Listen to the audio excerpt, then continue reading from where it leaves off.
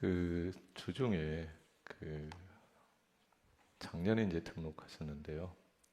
집사님 부부가 계셔서 이제 식사 초대를 받고 함께 이제 식사를 하게 됐습니다.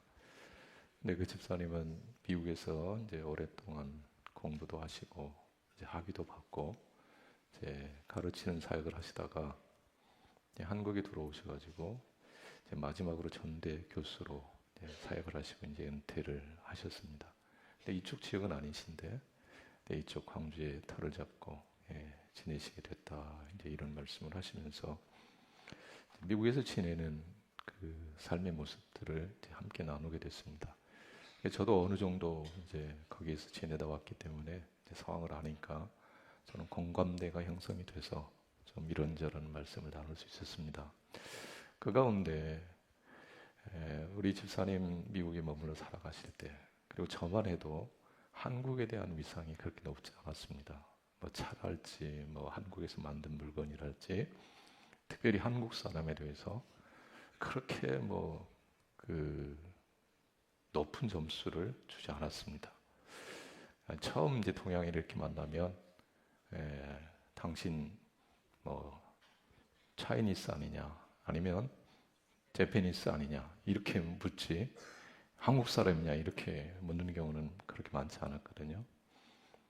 그리고 한국산 자동차에 대해서도 가장 그렇게 싼 별것이 없는 그런 그 수준으로 취급을 했습니다.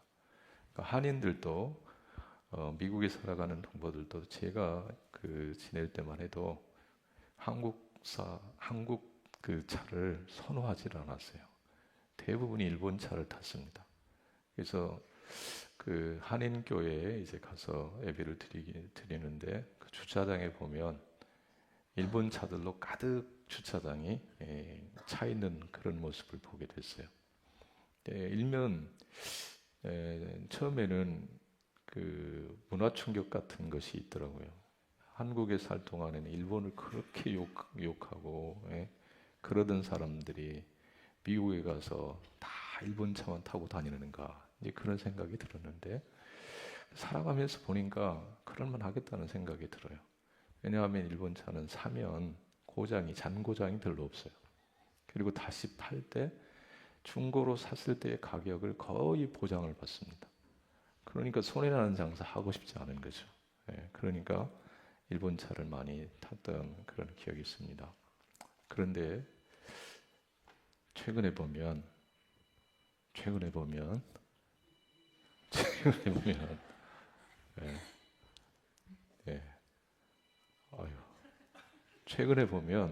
한국에 대한 인식이 굉장히 달라졌어요. 그리고 자동차도 품질이 굉장히 좋아졌습니다. 그 미국에 사는 제 친구 얘기를 들으니까요. 그 소나타 있잖아요. 그 소나타라고 하는 차량이 그 캘리포니아에서 렌트 1순위랍니다. 그 없어서 렌트를 못 준 정도로 굉장히 인기가 좋다는 거죠. 그러니까 그만큼 우리나라 차의 어떤 질이 퀄리티가 굉장히 높아졌다는 얘기가 되겠죠. 이건 하나의 예에 불과하지만 그만큼 우리나라의 어떤 경제력이랄지 어떤 수준이 불과 몇십 년 만에 상당하게 올라가 있다. 세계가 무시할 수 없는 그런 수준의 그러니까 세계를 이끌어가는 그런 나라가 됐다는 거죠. 불과 50년 6.25 전쟁 이후에 폐허에 잿더미에 있던 정말로 변방에 아주 보잘것없는 나라였던 코리아가 이제는 세계가 부러워하는 그런 나라가 됐다는 거죠. 이런 한국의 발전상을 생각할 때 참 마음에 기쁨이 있습니다. 정말 하나님께서 주신 은혜라 생각을 합니다. 더불어서 이제 한 가지 떠오르는 건 대한민국의 위상은 경제는 높아지고 이렇게 발전했는데 오늘 한국에 사는 사람들의 어떤 인격, 마음은 어떠한가 이런 생각을 해봤어요. 특별히 그리스도인 된 우리 적지 않은 시간을 교회에서 하나님을 섬겨갑니다. 하나님 예배합니다. 말씀을 배웁니다. 그런데 과연 그 시간 동안에 그 주어진 삶의 자리에서 얼마만큼 성장하고 성숙을 했는가 여기 퀘션 마크가 붙더라는 거죠. 짧은 시간에 세계가 이루지 못한 경제의 어떤 기적을 이룬 나라라는 어떤 자긍심이 있는데, 정말로 그 적지 않은 시간이 우리에게 주어졌음에도 불구하고 교회 안에서 살아가는 우리의 모습은 그 이전과 별반 다르지 않는 그런 모습 앞에 좀 절망하게 되는, 고민하게 되는 그런 모습들이 있더라는 거죠. 어떻게 하면 우리의 인격이 좀 다듬어질까? 예수님의 사람이 될까? 그러니까 이런 문제의식을 가지고 좀 오늘 말씀을 나누려고 합니다. 제가 오늘 드리는 이 말씀이 그리스도인으로서 삶의 어떤 인격의 변화를 위한 절대적인 답은 아닐 수 있다는 생각을 합니다. 정말 우리가 그리스도 안에서 새로워지고 인격이 다듬어져서 세상을 부끄러워하는 사람이 되기 위해서 생각해야 될 지점이 참 많다고 생각을 합니다. 여러 가지 다양한 요인들이 있을 수도 있다고 생각을 해요. 그런데 그 중에 한 부분을 좀 말씀을 드리면서, 그리스도인된 우리가 예배 드리는 것으로, 교회 나가는 것으로 내 할 일, 내 본분 다 했다라고 할 것이 아니라, 하나님의 말씀대로 우리는 그리스도의 장성한 분량에 이르기까지 자라가야 될 사람들, 예수님의 인격과 성품을 닮아가야 될 사람들이라고 하는 사실을 기억하면서 우리 남은 생애 동안 주님 나라 가는 그날까지 이 변화, 성숙의 역사를 위해서 나는 무엇을 해야 할 것인가를 고민하면서 오늘 말씀을 듣고, 정말 매일 살아가는 삶을 통해서 하나님께서 허락하신 시간을 통해서 우리의 인격이 세상을 부끄럽게 하는, 세상의 소금이 되고 빛이 되는 그런 삶을 살아가는 은혜가 있기를 간절히 소망하면서 오늘 말씀을 함께 나누고 싶습니다. 오늘 본문의 말씀, 초대교회, 특별히 예루살렘 교회에 대한 말씀이라고 할 수 있는데요. 이 초대교회 성도들은 어떻게 신앙생활을 했느냐?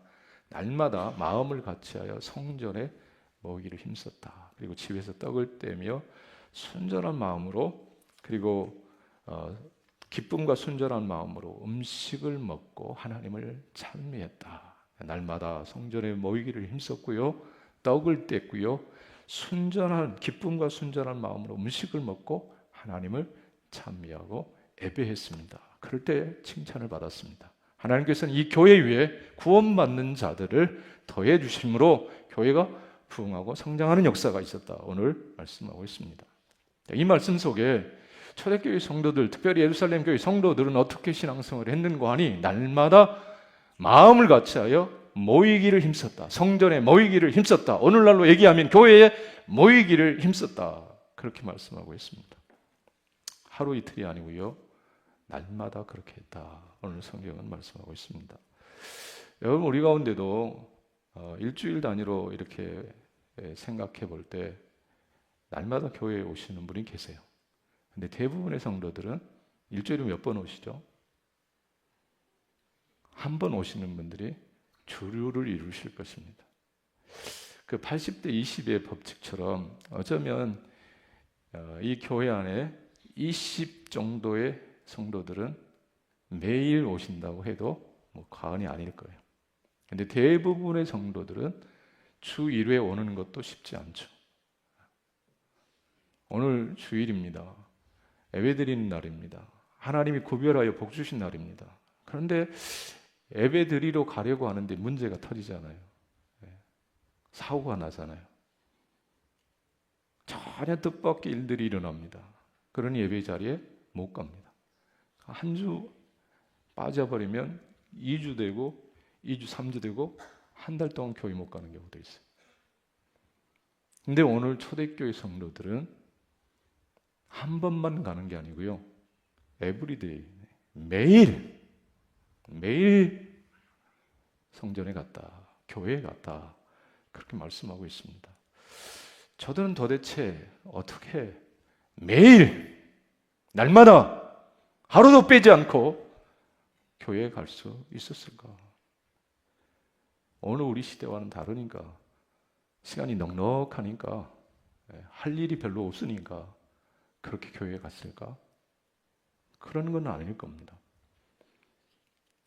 이 초대교회 성도들이 에브리데이 날마다 교회에 나아가기 어려운 여러 가지 이유들이 있었으리라고 생각을 합니다. 그 중에 하나는 경제적인 이유도 큰 몫을 차지할 수 있었을 것입니다. 여러분, 교회 가면 먹고 마시는 것, 입는 것, 자는 것, 의식주 다 해결이 됩니까? 오늘 여러분이 교회만 오면 하나님께서 여러분의 먹는 거, 입는 거, 사는 거 다 해결을 해주시나요? 그렇지 않죠. 그럼 오늘 우리 시대에 그렇지 않다면 처음 교회, 예루살렘 교회 성도들 역시 교회 간다고 해서 하나님께서 의식주 모든 문제를 다 해결하시는 건 아니었어요. 먹고 사는 문제가 특별히 초대교회 가난한 성도들의 입장에서는 결코 만만한 문제가 아니었을 것입니다. 오늘 이 시대에도 이 경제적인 문제 때문에 교회 나가는 것이 굉장히 어려운 성도들이 있습니다. 말레이시아 선교사님을 통해서 들은 얘기인데요. 그 원주민 성도들, 시골에, 도시 말고 시골에서 하루하루를 살아가는 성도의 삶이 참 가난하다, 궁핍하다, 그런 얘기 제가 여러분에게 들렸잖아요. 근데 그분들이 팜트리 농장에 가서 하루 종일 일해도 일불 벌기가 쉽지 않다는 거예요. 일불 1,500원이 안 되는 그 돈 벌기 위해서 하루 종일 농장에 가서 땀 흘려 수고하고 일해야 된다는 거예요. 그렇게 수고하고 지친 몸을 가지고 저녁에 교회에 온다고요? 어려운 일이죠. 초대교회 성도들 역시 가난했습니다. 먹고 사는 거 쉽지 않았습니다. 그러니 날마다 교회에 오는 건 어려웠을 것입니다. 그리고 정말 날마다 교회에 어려운 이유 중에 하나가 뭐냐면 초대교회는 핍박이 있었어요. 예수 믿는다는 그 하나의 이유 때문에 감옥에 가는 경우가 있습니다. 가진 모든 것을 다 빼앗겨 버리는 경우도 있습니다. 공동체로부터 추방되는 일들을 경험하기도 합니다. 생명을 잃는 경우도 있어요. 목숨을 걸지 않으면, 생명을 걸지 않으면 신앙인으로 살아가기 어려운 그런 시대에 매일매일 교회를 간다. 정말 어려운 일입니다.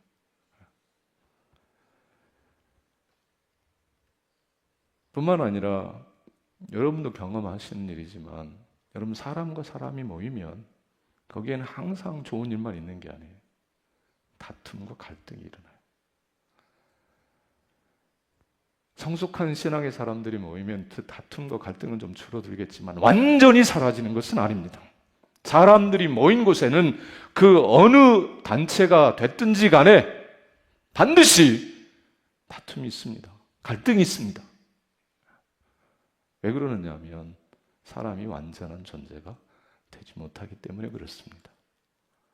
여러분, 부부간에 부부되어 한평생을 살아가시는데 처음 부부의 관계를 맺을 때, 결혼하게 될 때 이 사람 없으면 나 못 산다.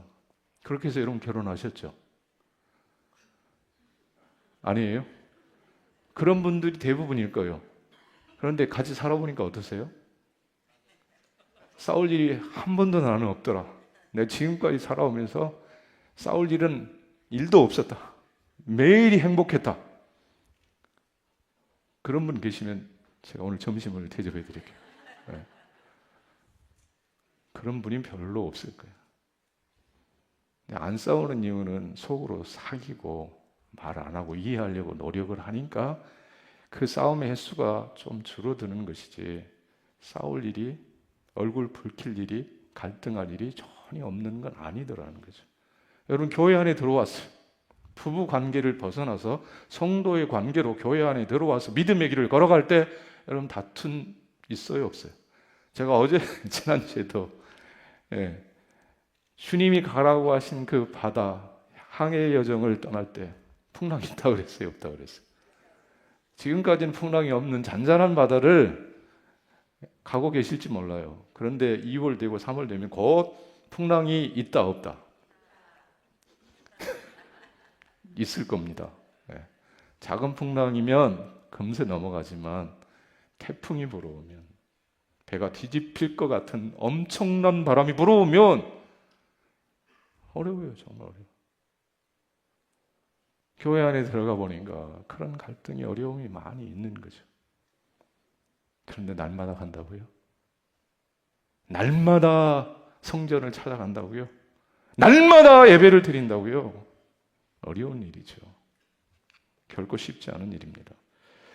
그런데 오늘 성경은 초대교회 성도들이 날마다 마음을 갖자에 성전에 모이기를 힘썼다. 날마다 했다. 그렇게 할 수 있었던 일이 무엇이? 그 할 수 있었던 이유가 뭘까? 비결이 뭘까? 적어도 몇 가지 이유가 있는데요. 첫째는 이 모이는 일이 날마다 모여 하나님을 찬송하고 예배하고 떡을 떼는 일 성찬입니다. 그 일이 하나님이 명하신, 기뻐하시는 일이었다는 거죠. 히브리서 10장 24절, 25절 말씀 한번 보실래요?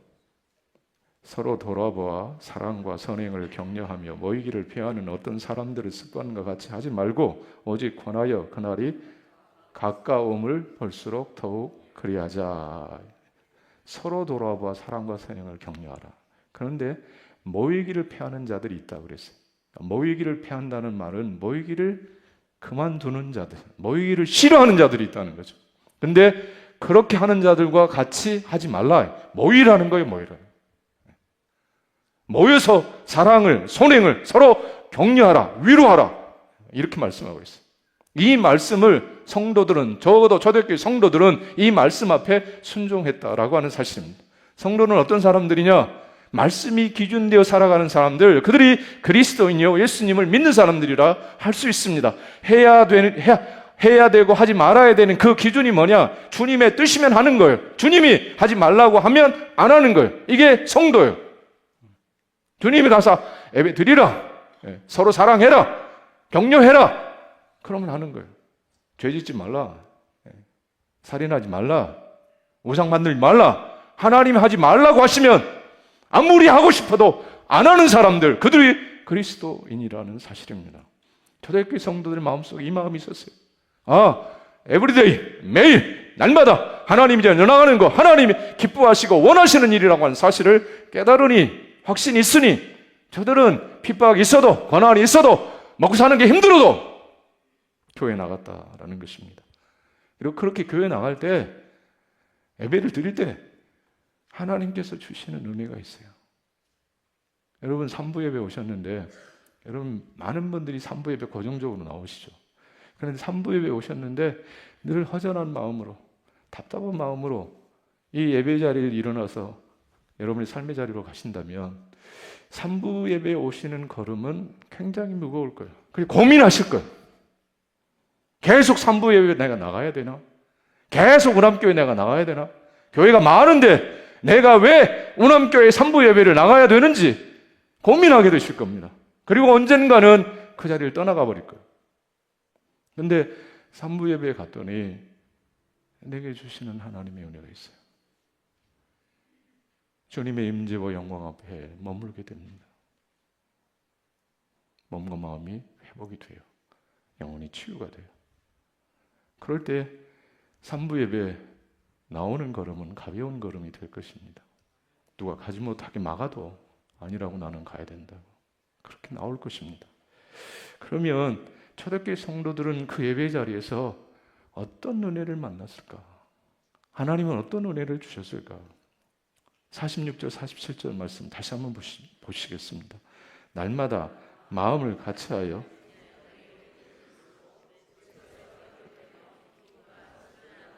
음식을 먹고 하나님을 찬미하며 또 온 백성에게 칭송을 받으니 주께서 구원받는 사람을 날마다 더하게 하시니라.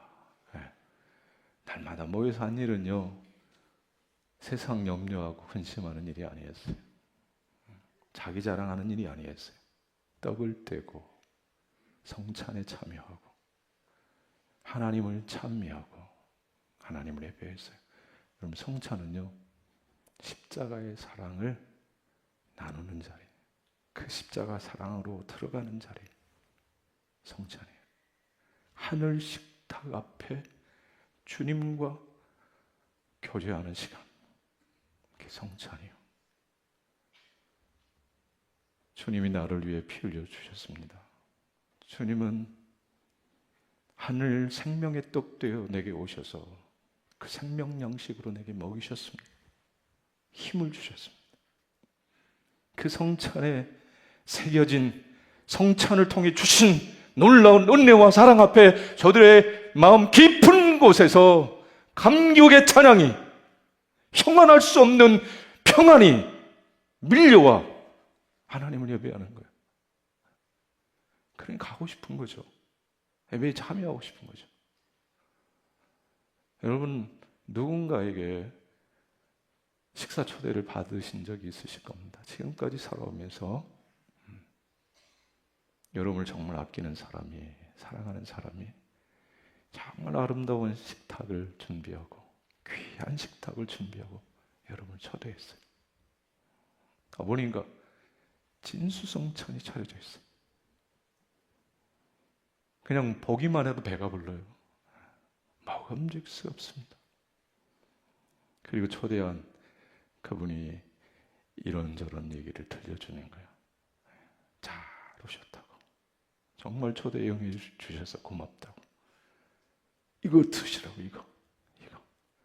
몸에 너무너무 좋은 거라. 병이 다 나아버린다고. 이거 드십시오. 저거 드십시오. 숟가락에 반찬 얹어주고,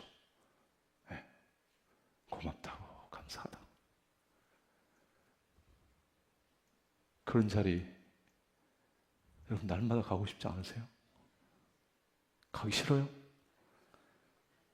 가기 싫다고 하는 사람은 이상한 사람이에요. 이상한 사람. 가고 싶은 거죠. 날마다 가고 싶은 거예요. 여러분 부부끼리 앉아서 식사하시는 자리가 그 자리 되실 수 있기를 바랍니다. 오늘 3부 예배 후에 식당으로 가면 여러분에게 음식이 준비되어 있잖아요. 특별히 오늘 정영무 장로님 가정에서 여러분을 점심으로 섬기는데 메뉴가 뭔지 모르겠어요. 고기 반찬일지 아니면 무슨 반찬일지 잘 모르겠어요. 저한테 얘기를 안 해줘서 몰라요, 저는. 근데 가보면 배고픈 그런 그 상태에서 가서 점심을 드시면 정말 맛있는 밥이 될 거예요. 주님의 사랑을 먹고 마시는 그 성찬과 예배의 자리에 기쁨이 있어요. 그래 가는 거예요. 뿐만 아니라 그 예배와 성찬의 자리는요, 배움의 자리. 무슨 배움인가 하니 저들의 구주 되시고 저들의 삶의 선한 목자 되신 주님이 누구신가를 알아가는 그런 시간이에요. 여러분 그 학교 다닐 때 배웠던 한자 중에 학이 시습지 불역 여로화 이런 얘기 있잖아요. 배우고 또 그 즐겁지 아니야. 배움이 참 즐겁지 않아요. 세상의 학문 새로운 것을 배울 때 거기에서 오는 즐거움이 있어요. 기쁨이 있어요. 근데 하나님을 알아간다. 하나님의 사랑의 깊이를 다 알아간다. 이거는 그 어떤 배움과도 비교할 수 없는 놀라운 기쁨. 그래서 찬송가 200장은 이렇게 노래하지 않습니까?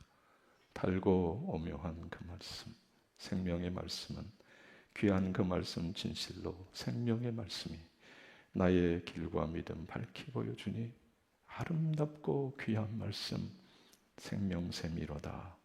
아름답고 귀한 말씀 생명샘이로다. 성경을 펼쳐서 주님이 행하신 거룩한 역사를 한 단어 한 단어 살피게 될 때 거기에 오는 기쁨이 있어요. 감사가 있어요. 그냥 가는 거지. 근데 성경을 펼쳐서 읽어도 모르겠어. 뭔 말인지 모르겠어. 검은 것은 글자, 하얀 것은 종이. 그러니 다 덮어버려요. 근데 어느 날 보니까요, 성경이 살아. 운동력이 있어. 그 말씀이 나를 붙드는 거예요. 내 생각을, 내 의지를, 내 감정을 새롭게 하시는 거예요. 그러니 성경을 덮을 수가 없는 거죠. 그러니까 성경은 속독과 정독을 번갈아 하시는 게 좋습니다. 그냥 그냥 읽는다고 그것이 전부는 아니에요. 한자, 한 단어, 그 의미를 생각하며 읽어갈 때 깨닫는, 배우는 기쁨이 있는 거죠. 그럴 때 저들은 날마다 모였습니다. 뿐만 아니라 이 초대교회 성도들은요, 혼자의 힘과 능력으로 감당할 수 없는 많은 어려움을 만날 때 그 예배의 자리에 달려가 함께 믿음의 길을 걸어가는 성도들을 통해서, 그 공동체를 통해서 받는 축복이 있어요. 오늘 우리도 교회 와서 여러 가지 문제를 서로 나눌 때 누군가가 그 답을 가지고 있는 경우들이 있어요. 내가 정말 혼자 힘으로 해결할 수 없는 문제 때문에 전전긍긍했어요. 끙끙 앓았어요. 어떻게 해야 될지 앞이 캄캄했어요. 근데 와서 얘기를 하니까 답을 가지고 있는 사람이 있어요. 아니, 내가 해결해 주겠다고. 그 문제 별거 아니라고 그러면서 문제가 해결되는 경우들이 많이 있더라는 것입니다. 때문에 초대교회 성도들은요, 날마다 마음을 같이하여 성전에 나가는 그 시간이 어려운 시간이 아니었어요. 괴로운 시간이 아니었어요. 불편한 시간이 아니었어요. 가고 싶은 시간이었어요. 은혜의 자리였어요. 축복의 자리였어요. 저는 여러분의 믿음의 여정이 그런 여정이 되실 수 있기를 바랍니다.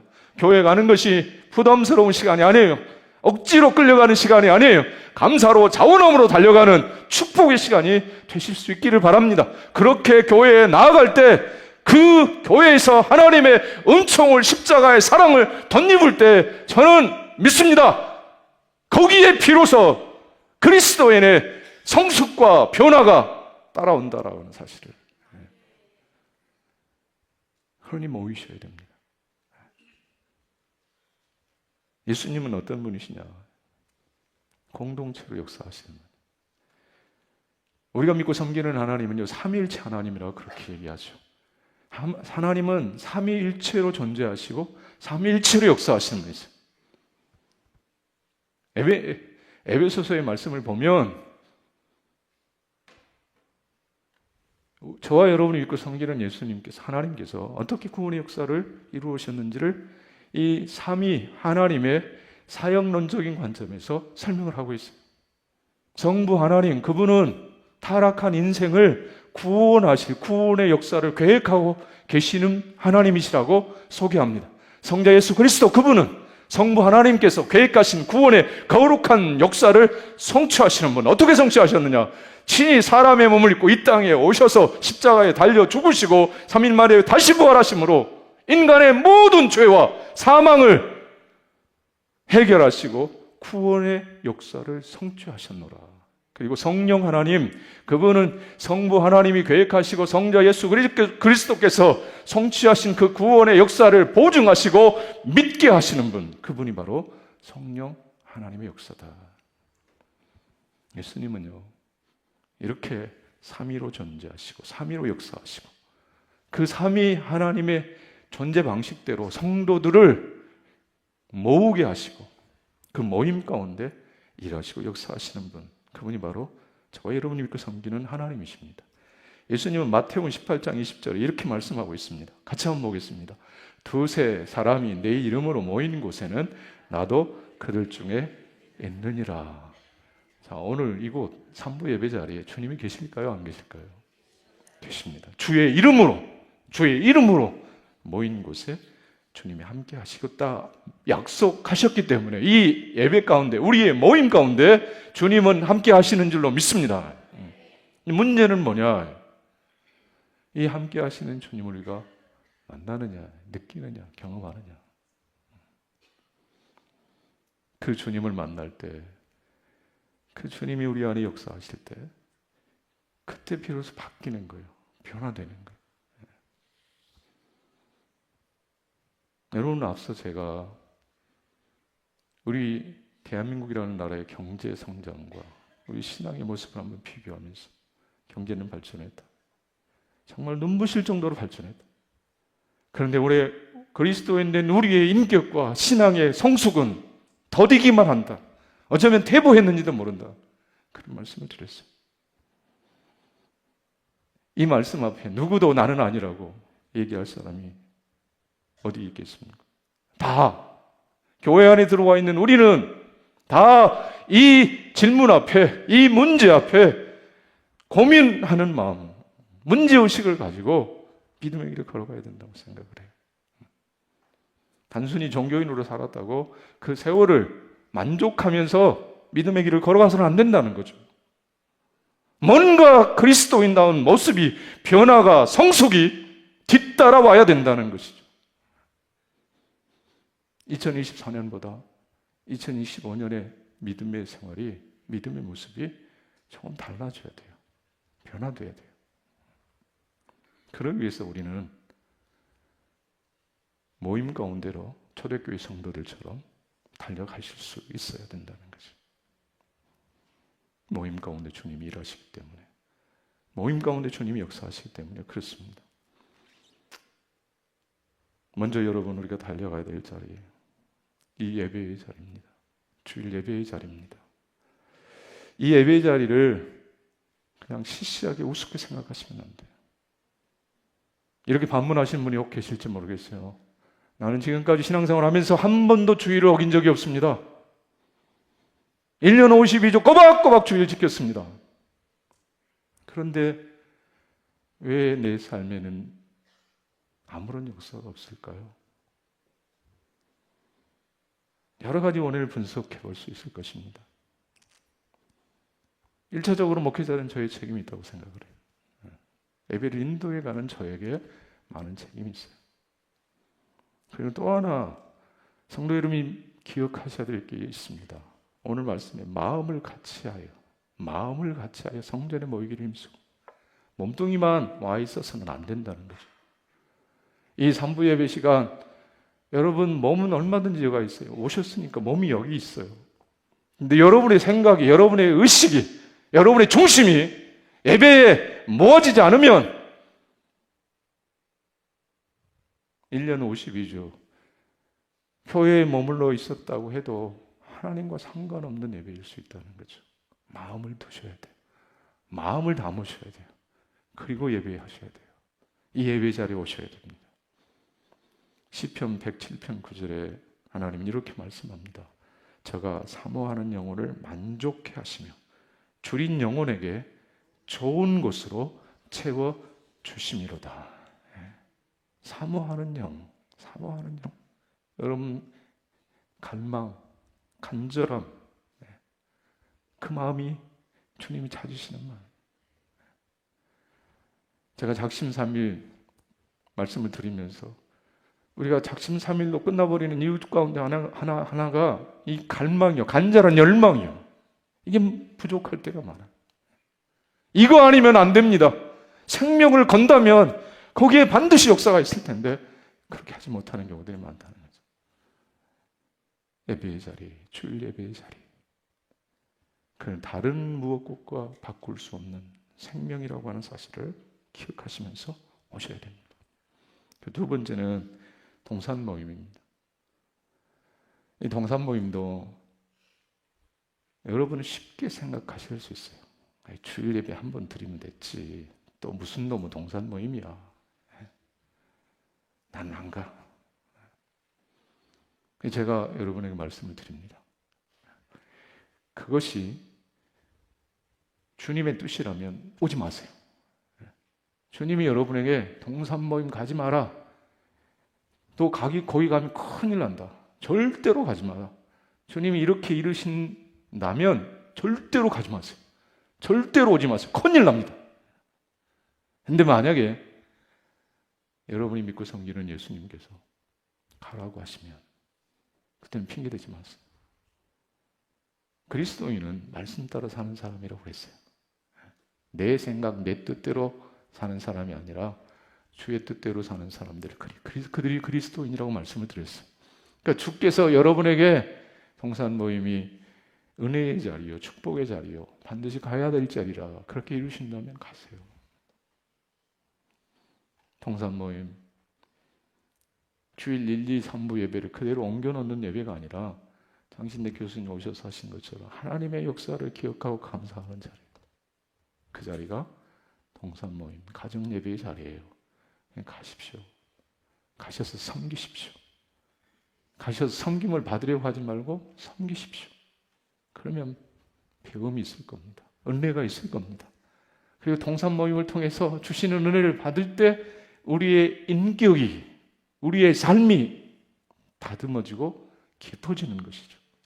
그러니 성도 여러분, 동산 모임에 꼭 가셔야 합니다. 제가 동산 섬기는 동산지기 분들에게 제가 말씀드렸어요.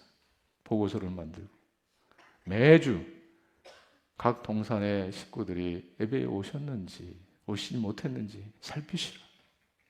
그리고 혹 정말로 급한 기도 제목이나 이런 거 있으면 꼭 적어서 알려달라. 그래서 여러분 동산지기들이 이제 여러분에게 연락을 드릴 거예요. 전화를 드릴지 몰라요. 그럴 때 귀찮다고 그냥 야단치지 마세요. 왜 나를 이렇게 귀찮게 하느냐. 내 신앙 내가 알아서 할 테니까 간섭하지 말라고 이런 얘기 하시면 안 돼. 전화 주시면 고맙게 받으시면 되잖아요. 나 주일 예배 갔다고. 동산 모임도 다음에는 갈 거라고. 그렇게 해주시면 얼마나 좋겠어요. 그리고 마지막 여러분 가셔야 될 모임의 장소가 어디냐면 가정예배입니다. 가정예배. 제가 앞서도 잠깐 말씀을 드렸어요. 가정예배는요, 선택사항이 아니고 또 어려운 것도 아니다. 앞서 말씀드린 것처럼 하나님이 행하신 놀라운 역사를 기억하고 그 앞에 감사하는 것. 그게 가정예배라고 그랬잖아요. 2025년 한 해 살아가면서 여러분 가정이 하나님이 복 주시고 하나님이 통치하시는 그런 가정 되시면 얼마나 좋겠어요. 그러기 위해서 여러분 가정예배를 한번 드려보시라는 것입니다. 제가 저번에 말씀을 드렸는데요. 2025년도에는 월별로 가정예배 드리는 가정들 한 2가정 정도를 시상을 하려고 합니다. 지금 오늘이 3번째 주인데요. 다음 주 지나서 여러분 가정에서 가정예배를 드리실 때 인증샷 한 장 찍으세요. 그래서 홈페이지에 올리세요. 그러면 저와 교육자들이 이렇게 봐가지고 이 가정을 시상하면 좋겠다. 이 가정에 선물을 드리면 좋겠다. 2가정을 선택해서 매월 3부 예배 시간에 시상을 하겠습니다. 그러니까 1월 달도 공이 해당이 되는 거예요. 가정 예배 드리시기를 바랍니다. 왜 이렇게 힘이 없으세요? 안 드리고 싶으세요? 가정 예배 드리세요? 여기도 가정 예배 드리세요? 드리셔야 됩니다. 가정 예배를 드리셔야 됩니다. 그냥 둘이 부부만 있으면 서로 그냥 하나님이 행하신 일을 얘기해 보세요. 오늘 주일날 가서 은혜 받은 얘기 서로 나누세요. 그리고 성령께서 한국 찬양하라 그러면 한국 찬양하시고, 오늘은 피곤해 찬양 그만하고 기도하고 마칩시다. 그럼 되는 거잖아요. 그것도 안 해요? 하실래요, 안 하실래요? 하십시오. 하십시오. 초대교회 성도들만큼 아니어도 우리가 마음을 같이하여 예배에, 주일 예배에, 동산 예배에, 가정 예배에 헌신할 때 주께서 우리 모두에게 큰 은혜를 주실 것입니다. 그리고 우리의 인격을 새롭게 주실 줄로 믿습니다.